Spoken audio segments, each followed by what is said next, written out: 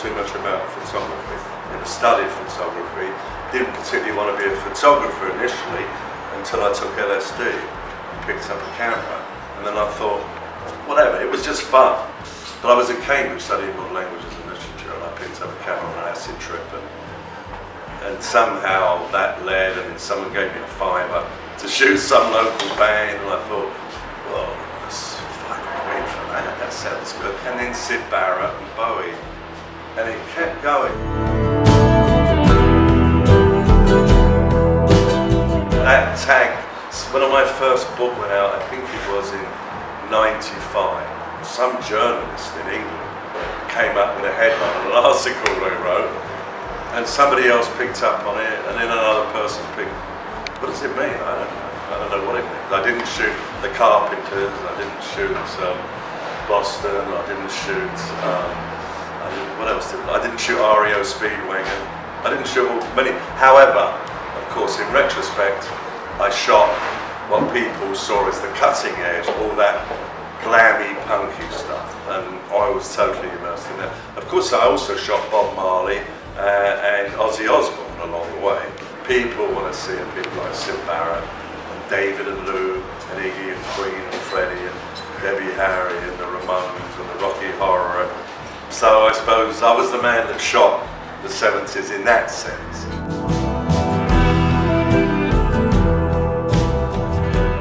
This one here, the original image, obviously this is a piece of art that's been done from it. That was like the one on the end, because they are both from the saxophone sessions. They were taken for the Pinups package, which I art directed. Well, they're performance images, but I can see that they were both taken in 1973, which was, David sometimes calls that phase Aladdin Sane, but really it's Ziggy Stardust Mark II.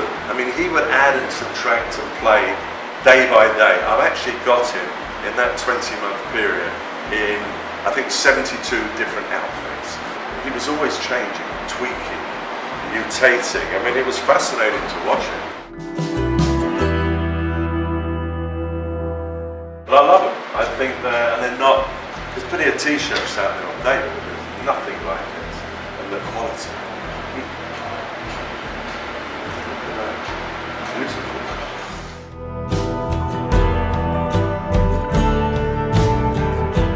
Back in those days, he definitely helped, because he stood out. But no, I think David would have been a big deal if he'd gone out looking like the drabbest performer on God's earth. The fact that he looked like the most amazing person that anybody had ever seen, well, maybe that added a few thousand sales. And for David, the music was always more important. It's just that image thing, he was so good at it that it got a bit ahead of him, and then of course he used it. What David brought in was this space image thing. There was a whole other element. And then a little taste of the German and the French. I mean, he somehow, into that Ziggy Stardust thing, he introduced so many different strains.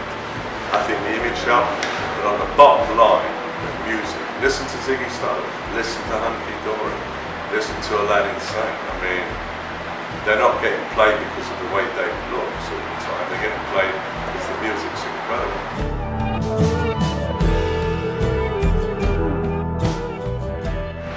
But let me say up front, in retrospect, music always stood up, and it doesn't matter what he'd done, he would have ended up being a huge deal.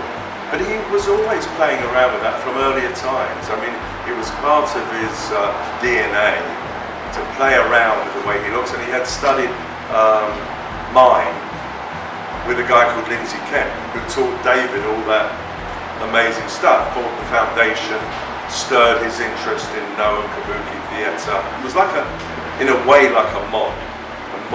The principle of the mod meaning, you know, they're always changing, they were always the latest this and the latest. But David was kind of beyond the latest this or that, because he was doing his own thing out ahead of everybody.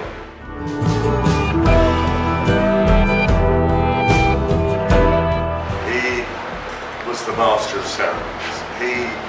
Whatever he seemed to touch, happened. And it was all happening while he was creating his own career, while he was establishing himself. I don't know how he did it. He had a lot of bloody energy, I'll say that. And he was sharp, intuitive. You'd say something once to him, he'd pick up on it. And he was picking up from all over the place. I don't know where it came from. It's just the way David was. And of course it carried on and on and on and on. He could have walked around in fucking rags and he would have still looked amazing. He was just built for it and he had the right attitude. I mean, this is an extraordinarily gifted man. He taught me a fast trick because I liked to shoot. And that was always my modus operandi. 90% of the time I shot a lot of pictures when I shot. It's like the saxophone ones, we shot for an hour. And I had shot, I would say, at least 8 rolls. This is wind on, Hasselblad, 812s, 96s. So, because I shot full length, as you can see here, oh, that's also full length, but there's also close-ups, black and white and colour. Nowadays, bingo, I could shoot twice as many in that time, and wouldn't even have to think about black and white and colour because you just convert them. You know, it was very intuitive, instinctive. I mean, I have been very lucky in my life to have shot some amazingly photogenic subjects. Of course, finally I got to New York and got to shoot Debbie Harry. And I saw from Syd Barrett, Lou, Iggy, David, Fred especially, and Roxy Music. These people were artists. They were rock and rollers, but they were artists. And this one, him and Lou Reed were in a way the 2 cornerstones for me.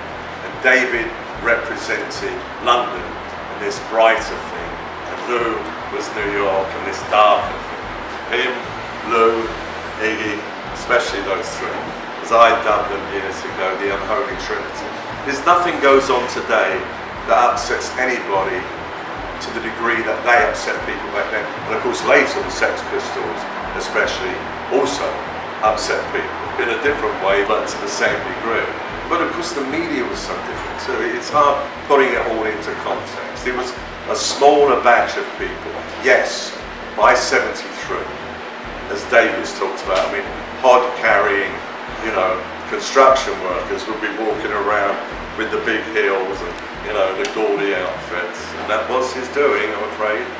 He did inspire a whole generation. And of course it washed over into America. They all look pretty back, all those guys. You know, a little bit of pout here and there, a bit of this. I was right on top of it. Because that's the way you could get close to the hot babe. And then you were hip. You looked like you could swing either way. You were definitely hip. That was the order of the day.